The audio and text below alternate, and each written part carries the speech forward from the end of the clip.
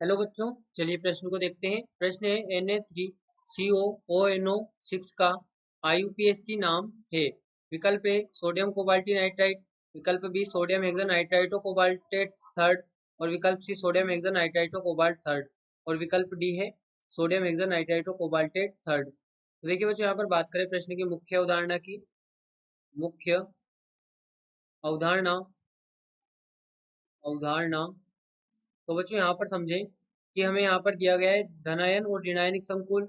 यहाँ पर हमें दिया गया है धनायन प्लस ऋणायनिक ऋणायनिक संकुल। तो यहाँ पर हम इसका नामकरण कैसे करेंगे? पहले तो हम यहाँ पर धनायन का नाम लिख लेंगे। यहाँ पर ये हमारे पास में धनायन का नाम हो जाएगा।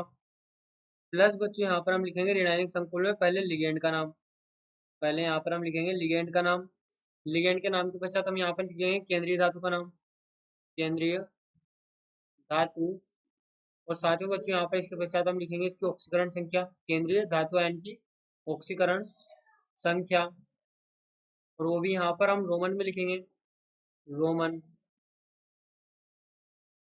तो यहाँ पर ध्यान दें, हमें जो यौगिक दिया गया है Na3CO और यहाँ पर ये 6।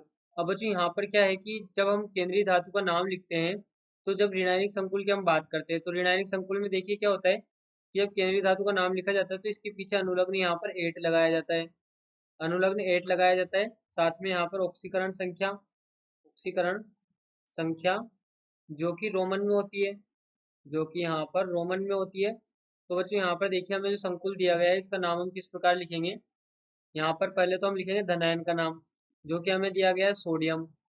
यहाँ पर धनायन का नाम हमें दिया गया है सोडियम। इसके पश्चात बच्चों यहाँ पर देखिए कोबाल्ट। कोबाल्ट यहाँ पर हम लिगेंड का नाम लिखेंगे। पहले हमारे पास में लिगेंड होगा, यहाँ पर हमारे पास में लिगेंड है नाइट्राइटो। अब नाइट्राइटो एन लिखना है या नाइट्राइटो ओ लिखना है वो बच्चों डिपेंड करता है यहाँ पर इसके ऊपर। अब यहाँ से हमें जिस प्रकार से ये लिखा हुआ है NO2, इस तरह से हम देख सकते हैं कि ऑक्सीजन से यहाँ पर जो बंधन है सेंट्रल मेटल आयन का, ये ऑक्सीजन से, यहाँ पर सेंट्रल मेटल आयन का बंधन ऑक्सीजन से। यदि यहाँ पर इस प्रकार से लिखा होता NO2 तो यहाँ पर इसका मतलब है कि इसका बंधन यहाँ पर नाइट्रोजन से सेंट्रल मेटल का, सेंट्रल जो हमारी केंद्रीय धातु है। लेकिन बच्चों यहाँ पर अभी ये इस प्रकार से लिखा है NaONO।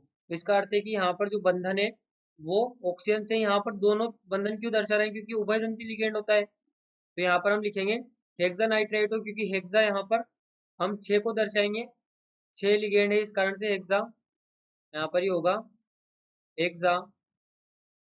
और बच्चों यहाँ पर ये नाइट्राइटो।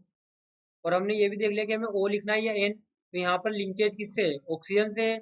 यहाँ पर इस वाले ऑक्सीजन से लिंकेज है केंद्रीय धातु का, तो यहाँ पर हम लिखेंगे O। इसके पश्चात हम लिखेंगे केंद्रीय धातु का नाम, जो कि यहाँ पर है कोबाल्ट। अब हमने कहा है कि यहाँ पर अनुलग्न 8 लगाते हैं तो हम लिखेंगे कोबाल्टेट। प्लस बात करें इसकी ऑक्सीकरण संख्या की। देखिए इसकी ऑक्सीकरण संख्या हम यहाँ पर किस प्रकार निकालेंगे।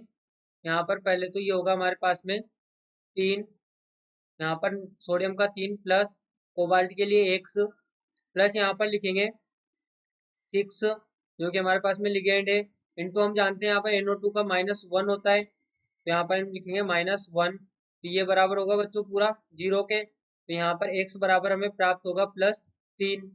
X बराबर यहाँ पे हमें +3 प्राप्त होगा, यानी कि यहाँ पर ही होगा कोबाल्टेट थर्ड।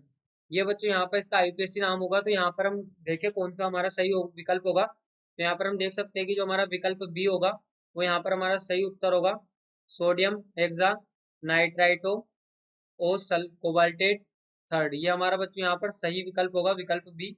आशा करते हैं आपको प्रश्न समझ आया होगा। धन्यवाद।